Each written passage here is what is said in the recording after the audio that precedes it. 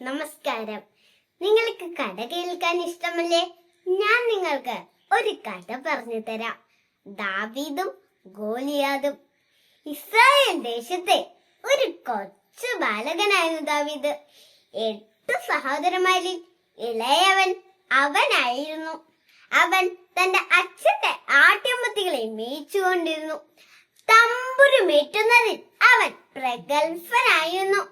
അക്കാലത്ത് അയൽദേശക്കാരായ ഫെലിസ്ത്യർ പലപ്പോഴും പാവപ്പെട്ട ഇസ്രായേൽ ജനങ്ങളെ ആക്രമിക്കുമായിരുന്നു. അവർക്ക് നേതാവായി ഗോലിയാദ് എന്നു പേരുള്ള ഒരു മനുഷ്യനുണ്ടായിരുന്നു. ഭീമാകാരൻ, മല പോലുള്ളവൻ, 6 മുഴത്തിനധികം ഉയരം, അതിനത്തവണ്ണം. അവന്റെ തലയിൽ പിച്ചള തൊപ്പി ഉണ്ടായിരുന്നു. ഇതൊക്കെ കണ്ടാൽ ആരെങ്കിലും വിറയ്ക്കാതിരിക്കുമോ? ഗോലിയാദിനെ തോൽപ്പിക്കാൻ ആർക്കും സാധ്യമായിരുന്നില്ല. ഫെലിസ്ത്യരുടെ ശല്യം മൂലം ഇസ്രായേൽ ദേശർക്ക് കിടന്നു പൊറുക്കാൻ പറ്റാത്ത ഹൃദയായി. ഇസ്രായേൽ ദേശത്തെ സൗൽ രാജാവ് പോലും ഭയന്നു വിറച്ചാണ് കഴിഞ്ഞുകൂടിയെന്നത്. ഈ സന്ദർഭത്തിൽ രാജാവ് ഒരു വിളംബരം നടത്തി.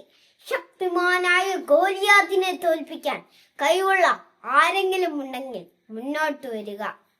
നാട്ടിലെ അംഗവീരന്മാര് പോലും ഈ വിളംബരം കേട്ട് തല ഉള്ളിലേക്ക് വലിക്കുകയാണ് ചെയ്തത്. എന്നാൽ ബാലനായ ദാവീദ് രാജസന്നിധിയിൽ വന്നിട്ട് പറഞ്ഞു, ശക്തിമാനായ ഗോലിയാദിനെ തോൽപ്പിക്കാൻ ഞാൻ തയ്യാറാണ് തിരുമേനി. അടിയനെ അനുവദിച്ചാൽ മാത്രം മതി. സൗൽ രാജാവിന് ചിരിയാണ് വന്നത്.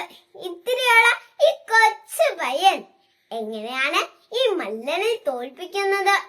ഇവന്റെ ധീരതയെ കുറിച്ച് കേട്ടതിന് രാജാവ് അവനെ അനുഗ്രഹിച്ചു വനനഴിച്ചു. അവന്റെ കയ്യിൽ ഒരു വടിയും കവിണയും തോട്ടിൽ നിന്ന് പറക്കിയ 5 കല്ലുമായി ഗോലിയാദിന്റെ താവളത്തിലേക്ക് യാത്രയായി. അവിടെ ചെന്നപ്പോൾ ഗോലിയാദ് ചോദിച്ചു, നീ എന്താണ് തെറ്റാലി കൊണ്ടുവന്നിരിക്കുന്നത്? ഞാൻ നിന്റെ വളർത്തുമൃഗമാണോ? ഇവിടെ വാ, നിന്റെ മാംസം പക്ഷിമൃഗാദികൾക്ക് പിച്ച് ചീണ്ടിക്കൊടുക്കും. എന്നാൽ ബാലനായ ദാവീദ് ദൈവത്തിൽ പൂർണ്ണമായി വിശ്വസിച്ചുകൊണ്ട് പറഞ്ഞു, ഇന്ന് ദൈവം നിന്നെ എന്റെ കൈകളിൽ ഏൽപ്പിക്കും. അങ്ങനെ ഇസ്രായേൽ ദേശത്തിന് ഒരു ദൈവമുണ്ടെന്ന് ലോകമെങ്ങും അറിയും. ഗോലിയാദിന് ദേഷ്യം വന്ന് ദാവീദിനെ ആക്രമിക്കാൻ ചെന്നു. ദാവീദ് ഭയപ്പെട്ടില്ല. ദാവീദ് കല്ലെടുത്ത് കവിനാൽ വെച്ച് ഗോലിയാദിനെതിരെ കല്ല് ഗോലിയാദിനെതിരാഞ്ഞുകൊണ്ട് ഗോലിയാദ് മല പോലെ നിലം പതിച്ചു.